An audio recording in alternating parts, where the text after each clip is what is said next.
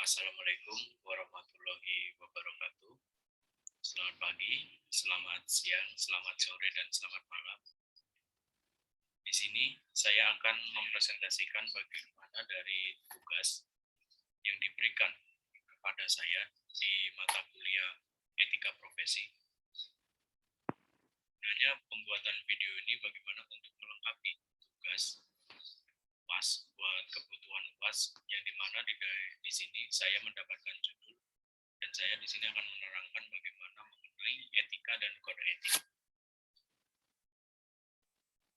Jadi mungkin untuk yang pertama di sini kan ada etika. Sebenarnya etika ini kalau kita melihat bagaimana di dalam kehidupan kita lah bersehari-hari. Misalkan ada orang bilang, wah kamu ini nggak ada etika, bla bla dan lain sebagainya. Akan tapi secara garis besar, menurut H. Baharudin Salam, di sini dia mendefinisikan mengenai apa itu etika. Etika adalah sebuah ilmu filsafat di mana berbicara tentang nilai dan moral secara norma dapat menentukan perilaku manusia dalam kehidupan seseorang. Jadi di dalam etika ini mungkin dapat kita pahami atau kita pahami secara bersama. Etika ini sebenarnya apakah memang di dalam seseorang ini dia punya etika tersendiri atau seseorang tersebut dia mempunyai bahasanya kayak misalkan aku punya tarafan etikaku sendiri. Mungkin seperti itu. Ditambah lagi mungkin menurut H.A. Mustafa, etika yang dijelaskan menurut Mustafa adalah yaitu ilmu yang mempelajari perilaku seseorang, baik atau buruk, memperhatikan tindakan yang dilakukan oleh manusia itu sendiri dengan pikiran dan cara berpikir mereka. Selanjutnya menurut W.J. Perswianto, memahami. Beliau menjelaskan, mendefinisikan, etika itu adalah sebuah sikap atau tindakan manusia yang dilihat langsung dari sisi baik dan sisi buruk karena dapat ditentukan oleh akal dan pikiran manusia. Jadi kalau kita bisa berdiskusi secara bersama-sama mengenai etika tersebut, sebenarnya etika itu kalau menurut aku atau menurut saya, etika ini adalah pola perilaku, tindakan hidup. Jadi kalau aku bisa mendefinisikan, menurut definisiku sendiri, etika itu adalah falsafah hidup. Yaitu bagaimana kita bisa menilai baik buruknya apa yang sedang kita lakukan, apakah hal-hal yang kita lakukan ini bermanfaat, atau hal-hal yang kita lakukan ini memang tidak punya manfaat. Mungkin di situ. Selanjutnya, mungkin mengenai jenis-jenis etika. Jenis etika di sini dibagi menjadi 3 bagian, yaitu etika filosofis. Yang pertama, etika filosofis ini adalah etika yang dapat menguraikan pokok-pokok dari etika atau moral yang dilakukan oleh manusia tersebut. Jadi secara filosofis, etika ini dia berperilaku soal menyikapi hubungannya antara moralitas seseorang. Orang ini ketika dikatakan si A ini dia berpenampilan bla bla bla dan sebagainya, menarik. Dia dianggap secara moral, orang lain mendefinisikan orang ini secara etika, attitude, berpenampilan bagus dan lain sebagainya. Dan secara perspektif mungkin berbeda. Orang tersebut ketika dipandang dengan misalkan aku bisa mencontohkan ada seseorang yang berpakaian biasa-biasa saja dan dia berperilakunya ya istilahnya kurang baiklah di hadapan masyarakat. Misalkan dia pernah terjaring kasus A, B, C dan lain sebagainya. Orang secara filosofi mungkin akan memandang, akan bisa membandingkan. Si A ini dia punya etika sekian, si B punya etika sekian. Mungkin seperti itu. Selanjutnya, etika teologis. Etika teologis ini adalah etika yang mengajarkan nilai atau norma yang baik maupun yang buruk berdasarkan agama ataupun adat istiadat. Jadi kalau secara teologis ini sebenarnya sebuah hal yang sangat menarik ketika ingin kita diskusikan. Karena kita melihat di Indonesia ini dia sangat beragam secara adat istiadat, secara keagamaan, dan lain sebagainya. Misalkan kalau kita makan aja lah contohnya. Orang Jawa mungkin menganggap makan dengan piring yang dibawa dan sambil berdiri, itu orang lain akan menganggap, wah kamu makan aja nggak beretika, gimana kamu berperilaku, apakah baik, dan lain sebagainya. Berbeda lagi mungkin dengan orang-orang lain, misalkan orang-orang daerah di daerah pedalaman lah, pedalaman bagian A, di situ memang yang dikenal di situ karena orang yang hidup di situ secara konvensional, yang artinya di dalam kehidupannya ini dia masih ketergantungan dengan alam. Itu kan secara adat istiadat dan etika yang terbangun di masyarakat tersebut kan berbeda. Mungkin di situ. Ya kalau secara agama pun mungkin dapat kita lihat secara seksama. Misalkan secara pandangan agama Islam. Agama Islam menilai etika berpakaian bagaimana seseorang muslim atau muslimah dia harus menutupi aurat di dalam berpakaiannya. Dan akan berbeda etika yang dibangun oleh ajaran agama Islam dengan etika yang dibangun oleh ajaran misalkan di agama Hindu, di agama Buddha, dan lain sebagainya, atau aliran-aliran kepercayaan yang dianut oleh masyarakat. Baik, mungkin untuk selanjutnya, bagaimana ruang lingkup etika. Jadi kalau kita bisa melihat, sebenarnya etika ini dia apakah memang punya kekhususan, atau dia tergantung bagaimana orang lain yang melihat, atau di situ bagaimana terhadap teritorial tertentu, di situ etika berlaku. Jadi kalau kita bisa melihat, ruang lingkup dari etika itu sebenarnya memang sangat luas. Akan tetapi ada pengklasifikasiannya secara tersendiri. Misalkan ada etika secara seksama, ada etika di dalam keluarga, atau ada etika di dalam berpolitik, ada etika lingkungan, atau etika ideologi.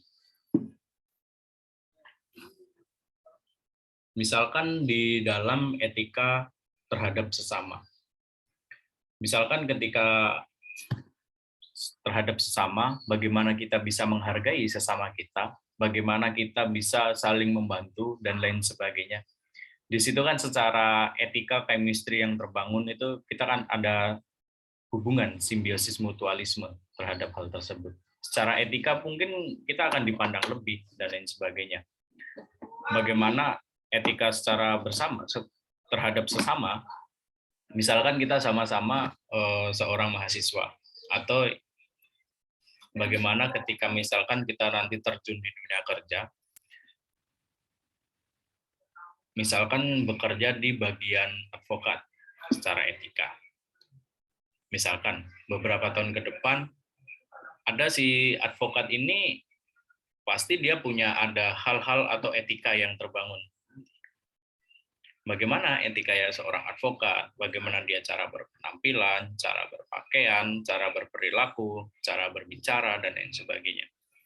Di situ pasti ada standarisasi terkhusus. Apakah orang tersebut ini dapat dikatakan dia beretika? Atau nanti mungkin kita akan masuk ke dalam pendiskusian mengenai etika profesi. Mungkin nanti akan dibahas lebih lanjut dan lebih jelasnya di situ. Akan tapi kita di dalam terapan etika tersendiri. Karena etika ini kan terapannya sangat luas. Misalkan di dalam profesi advokat tersebut tadi, saya mencontohkan, ada salah satu organisasi yang dia berpegang teguh dalam etika.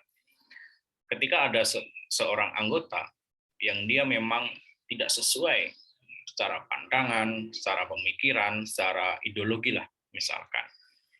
Karena ada mayoritas yang mendominasi dan ada minoritas di situ, dan di minoritas tersebut dia memang vokal, misalkan secara pemikiran, analisa, dan lain sebagainya.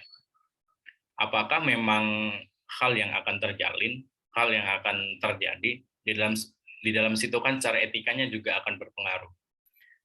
Bagaimana hal-hal tersebut.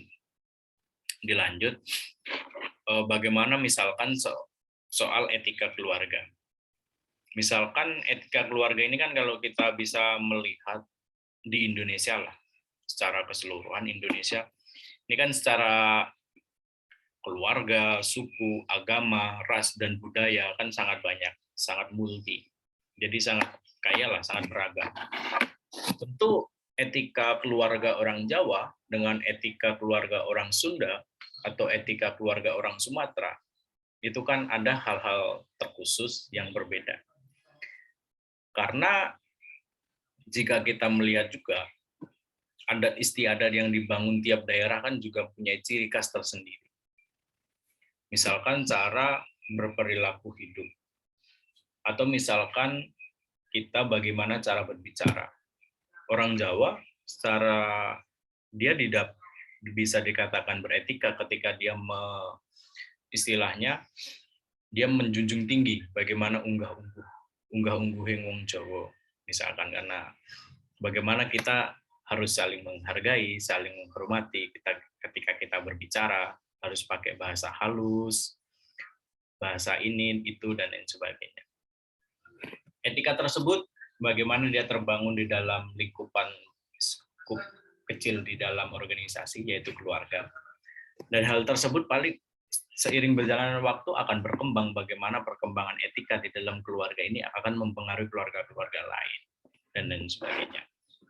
Tentu kalau kita bisa melihat atau menganalisa secara seksama, etika yang terbangun di Indonesia ini sangat beragam, karena kultur atau masyarakatnya itu sangat beragam juga. Yang artinya, keluarga yang terbangun atau satu keluarga dengan keluarga lain, secara misalkan teritorial A di Jawa, B di Sunda, pasti akan ada perbedaan secara pandangan hidup dan lain sebagainya.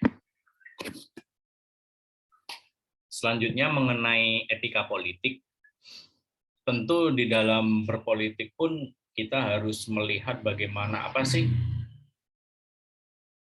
ketika kita berbicara, politik memang sebuah hal berkepentingan. Ada kepentingan, dia bertitik tumpunya terhadap kepentingan. Nggak ada politik yang tidak punya kepentingan. Akan tapi untuk mewujudkan atau mengejar adanya kepentingan tersebut, tentu ada etika. Etiket kan kuncinya. Tapi etika yang terbangun ketika di dalam berpolitik, orang mengutarakan argumen secara etika yang terbangun di wilayah inilah. Pastinya orang nggak akan menunjuk bla bla bla, kamu ini seperti ini, tidak boleh seperti ini ketika berpolitik dan sebagainya. Misalkan di dalam forum seperti itu, kan tidak memungkinkan. Bagaimana orang ini secara berpolitik ada tidak beretika, misalkan seperti itu. Misalkan selanjutnya bagaimana mengenai etika lingkungan.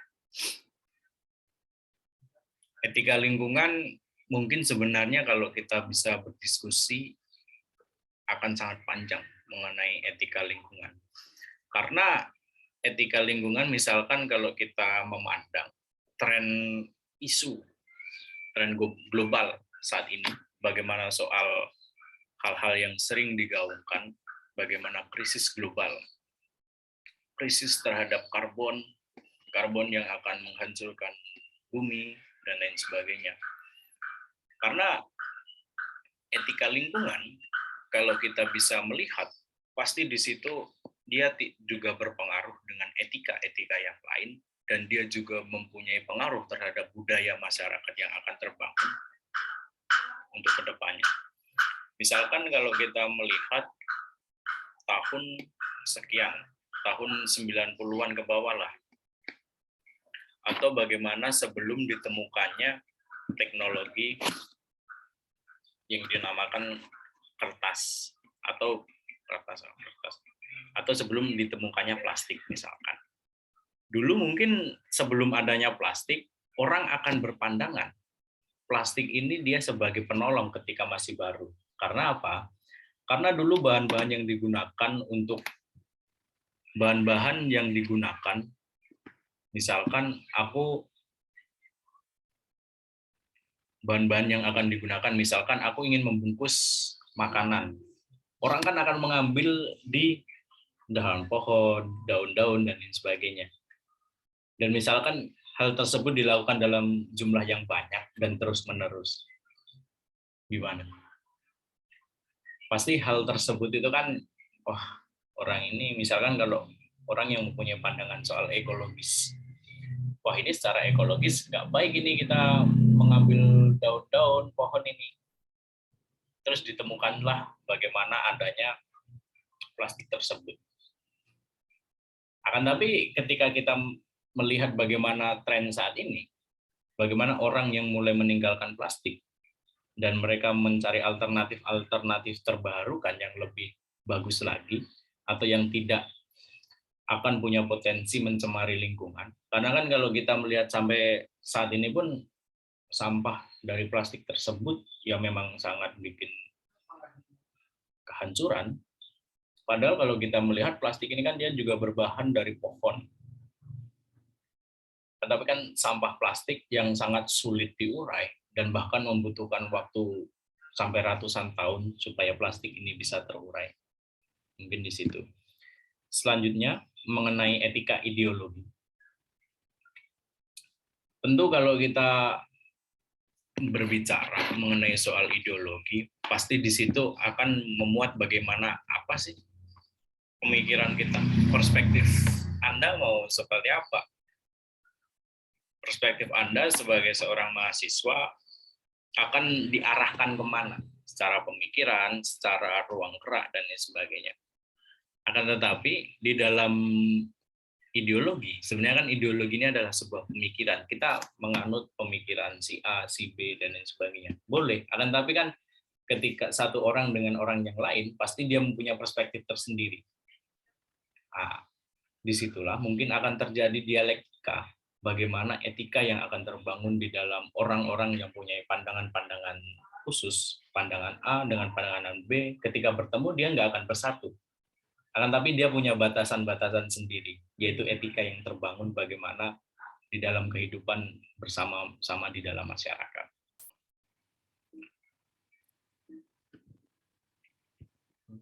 Selanjutnya, mengenai ciri-ciri etika.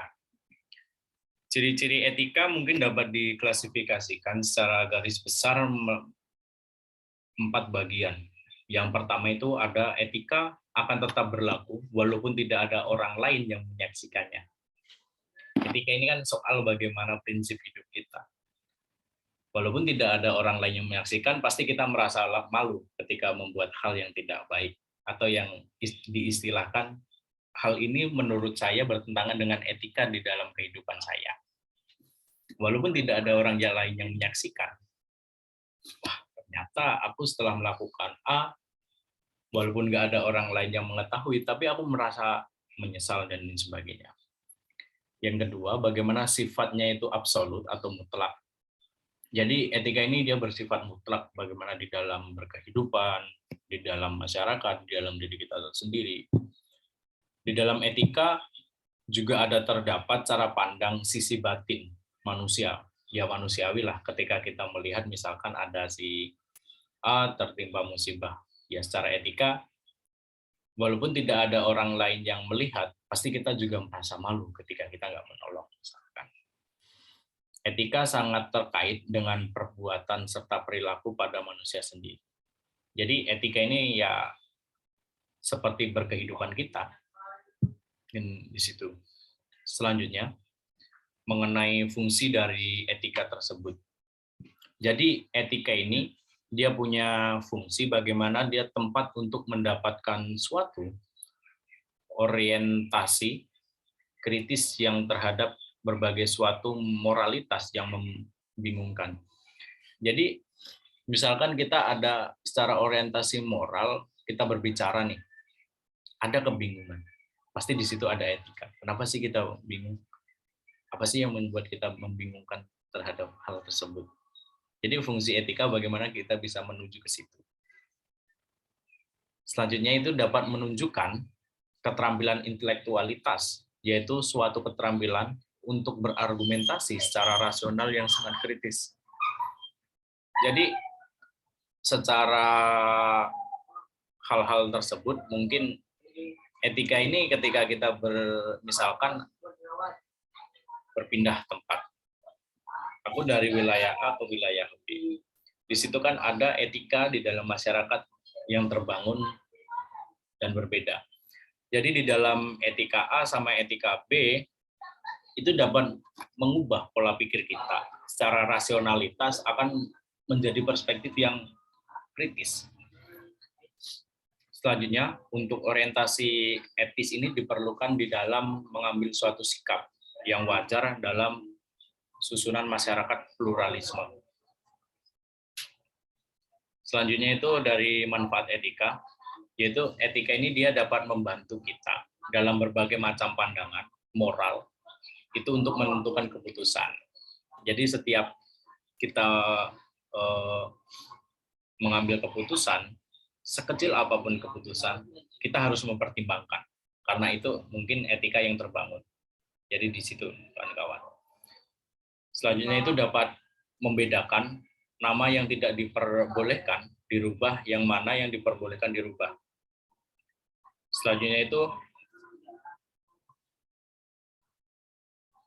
Selanjutnya dapat memakai nalar sebagai dasar acuan, bukan dengan menggunakan perasaan yang dapat merugikan banyak orang, yaitu berpikir, bekerja secara sistematis, langkah demi langkah. Selanjutnya, bagaimana mengetahui adanya suatu permasalahan sampai dengan akar. Jadi, setiap permasalahan kan pasti ada akarnya. Dan karena bukan hanya sekedar ingin menyelesaikan, akan tapi menyelesaikan permasalahan tersebut, dia harus sampai ke akarnya, supaya permasalahan tersebut tidak terulang kembali. Mungkin di situ manfaat-manfaat etika.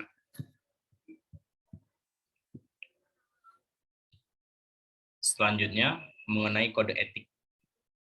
Jika kita tadi berbicara mengenai etika, itu adalah, misalkan aku tadi bisa mendefinisikan secara terbuka, etika itu adalah falsafah hidup. Selain bagaimana apa yang terbangun di dalam masyarakat, di situ juga ada falsafah yang kita pegang sendiri. Kita merasa malu ketika kita melakukan sesuatu hal yang itu menurut kita bertentangan dengan hati nurani, walaupun hal tersebut tidak dilihat oleh orang lain. Mungkin untuk selanjutnya itu kode etik. Jadi mungkin kalau secara garis besar, kode etik profesi adalah sebuah sistem norma, nilai, atau aturan secara profesional yang tertulis secara tegas, menyatakan apakah benar, baik, dan apa yang buruk. Yang tidak benar dan tidak baik, ini tidak profesional, dan ini profesional.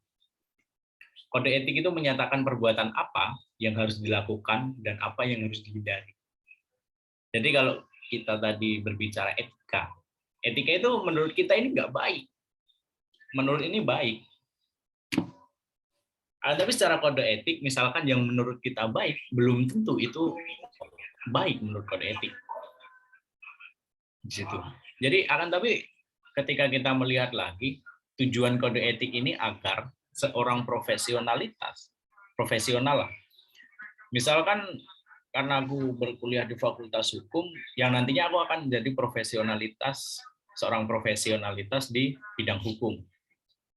Bagaimana secara profesionalitas kode etik, ya aku akan memberikan jasa sebaik-baiknya kepada siapa sih yang klien saya nanti, atau orang-orang nanti, atau siapa sih yang akan menggunakan jasa saya. Dengan adanya kode etik tersebut kan akan melindungi perbuatan yang tidak profesional kepada kliennya. Bu Hari Abbas, selamat sore. Selamat bergabung kawan di diskusi kita kali ini soal kode etik, soal etika dan kode etik.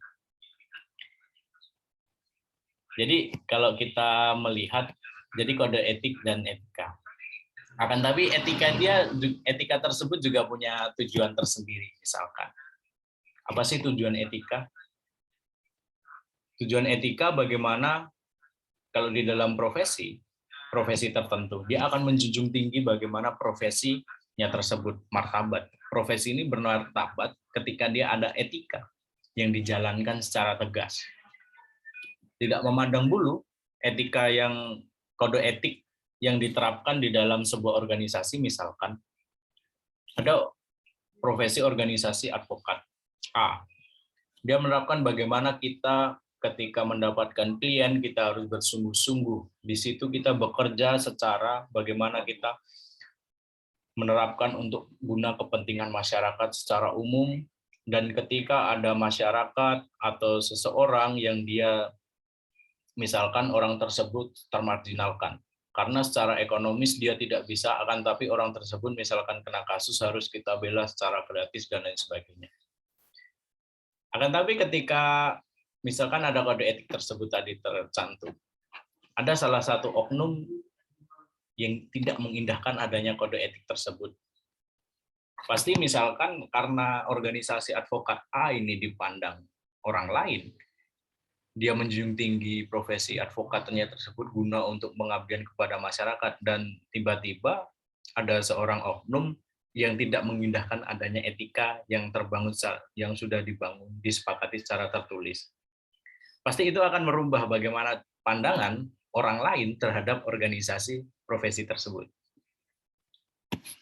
Selanjutnya, bagaimana untuk menjaga atau memelihara kesejahteraan para anggota. Untuk meningkatkan juga bagaimana pengabdian para anggota profesi tersebut di dalam pekerjaannya, di dalam dia menjalankan tradisi-tradisi yang terbangun di dalam, yang sampai jadi budaya di dalam pekerjaannya tersebut. Di situ bagaimana untuk meningkatkan mutu. Secara mutu, etika yang dibangun di dalam profesi A, dia menerapkan 2-3 jam khusus hanya untuk membaca buku, misalkan. Itu kan akan meningkatkan bagaimana hasrat kita untuk belajar. Selanjutnya, bagaimana untuk meningkatkan mutu dari organisasi tersebut, bagaimana pelayanan, adanya standarisasi mengenai ketika kita menghadapi masalah di sini, misalkan ada profesi A. Profesi A ini kita harus sesuai standar profesi ketika kita melakukan pekerjaan, kita melakukan ini, itu, dan sebagainya. Karena ketika kita tidak melakukan standarisasi, pasti orang lain yang akan menilai itu kan secara kualitas. Kita harus mengutamakan kualitas, standarisasi, mutu di dalam profesi. Selanjutnya mengenai fungsi. Jadi kalau kita memandang lebih lebar lagi, fungsi kode etik ini bukan hanya berguna buat profesinya tersebut, akan tapi orang lain juga akan merasakan ketika seorang profesional ini memang dia benar-benar profesional di dalam pekerjaannya. Bagaimana dia bisa memberikan pedoman setiap orang profesi terhadap prinsip profesionalitas yang digunakan sebagai sarana kontrol terhadap sosial masyarakat, dan masyarakat juga punya kontrol sosial terhadap apa sih, apakah profesi A ini dia ketika bekerjanya dia profesional atau enggak, dan lain sebagainya. Mencegah campur tangan atau intervensi dalam organisasi tentang profesi, hubungan etika dan keanggotaan profesi di berbagai bidang. Jadi misalkan ada profesi ASN, aparatur sipil negara di desa. Pasti kan dia harus, ketika orang tersebut tidak menjunjung tinggi kode etik, apakah orang-orang tersebut, pasti secara kontrol sosial kita harus melihat apakah orang tersebut profesional atau enggak. Ketika orang tersebut tidak profesional, pasti kita harus menilai juga pekerjaan yang dia lakukan tidak profesional, misalkan orang tersebut menerima suap dan lain sebagainya. Itu sebagai fungsi etika, kode etik itu sebagai yang fungsi kontrol sosial itu seperti itu. Oke, kawan-kawan. Selanjutnya, bagaimana mengenai manfaat. Jadi, manfaat kode etik ini secara profesi, selain dapat meningkatkan kredibilitas di dalam profesi, korporasi, atau perusahaan mengenai bagaimana pekerjaannya, bagaimana dia bisa menyediakan kemungkinan untuk mengatur dirinya sendiri, untuk individunya, bagaimana kode etik profesi dapat menjadi alat, sarana untuk menilai, mengapresiasi mengenai tanggung jawab sosial di dalam perusahaannya. Selanjutnya mengenai kode etik profesi itu merupakan alat yang sangat ampuh untuk menghilangkan hal-hal yang belum jelas itu yang menyangkut misalkan soal norma-norma, soal moralitas, soal kekhususan yang terjadi di dalam konflik nilai. Jadi manfaat etika itu selain buat diri kita, misalkan kita sebagai profesional nih, apakah ketika kita apakah ketika kita menjalankan profesionalitas kita sebagai seseorang, misalkan 5 atau 10 tahun ke depan sebagai seorang advokat, misalkan. Jadi advokat ini dia harus menjunjung tinggi bagaimana kode etik yang terbangun di dalam advokat. Misalkan bagaimana advokat dia harus berpihak kepada siapa. Itu kan yang jadi hal yang harus dijunjung sangat tinggi.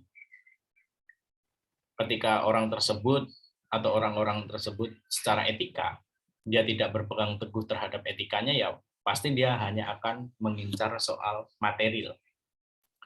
Ya nggak apa-apa, aku jadi advokat, yang penting kan ada uangnya. Kalau uangnya lancar, walaupun yang dibela atau misalkan ada permainan lah di belakang, yang nggak menjadi soal, yang penting kan ada uangnya. Jadi cara pandangan etika itu kan selain mengatur sebagai kontrol terhadap bagaimana diri kita pribadi, dan di situ bagaimana juga soal kontrol masyarakat terhadap profesionalitas seseorang profesi. Baik, selanjutnya mengenai pelanggaran kode etik. Jadi pelanggaran kode etik itu ketika di dalam kode etik yang sudah disepakati, di situ terjadi penyimpangan yang dilakukan oleh anggota kelompok di dalam organisasi atau masyarakat yang sudah bersepakat tentang kode etiknya.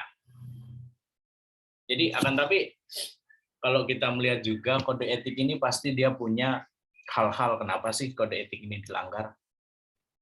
Apakah karena ada hal-hal tertentu dan lain sebagainya.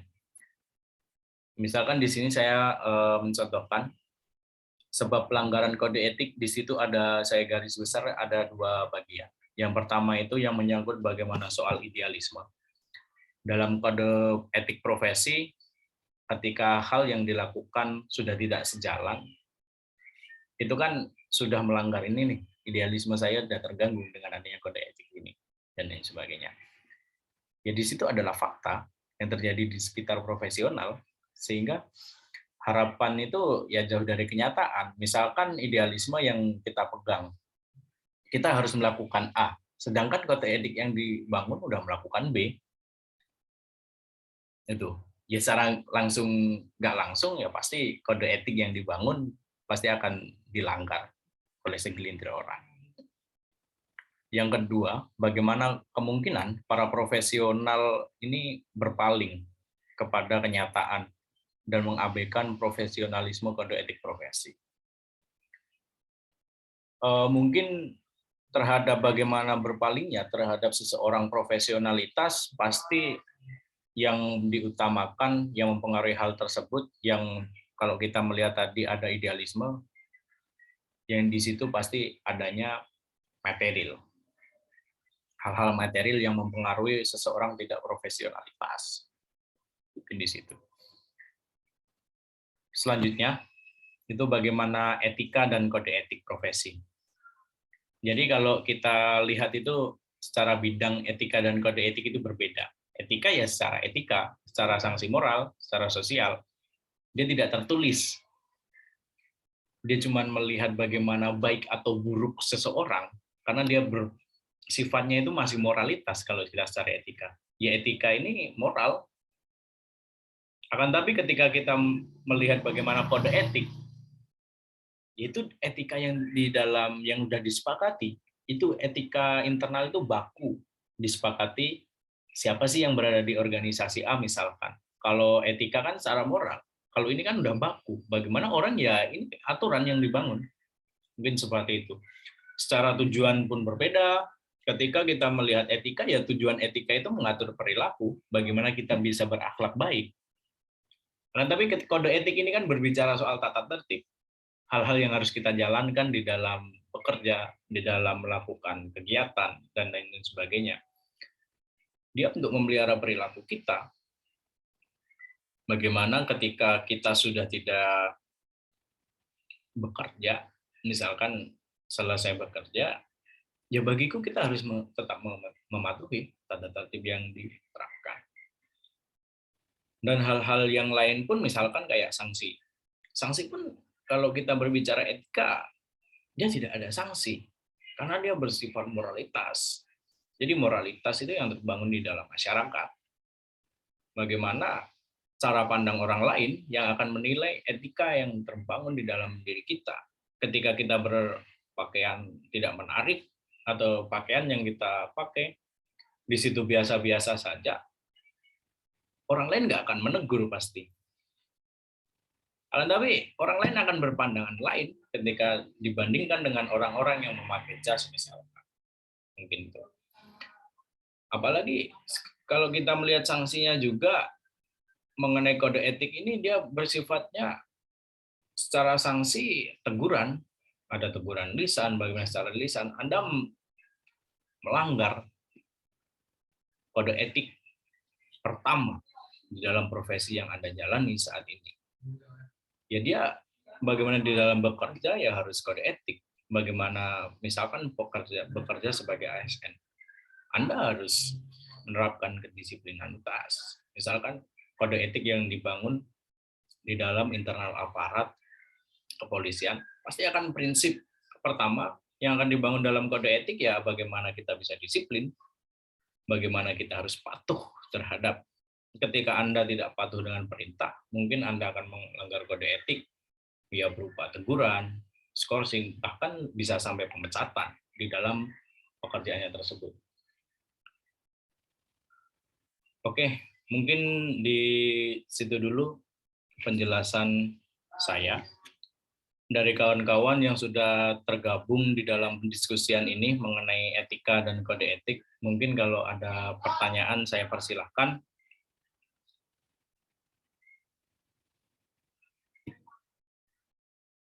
Oke.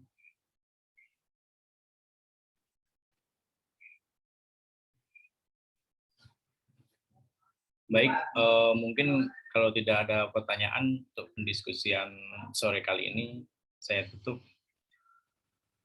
Assalamualaikum warahmatullahi wabarakatuh.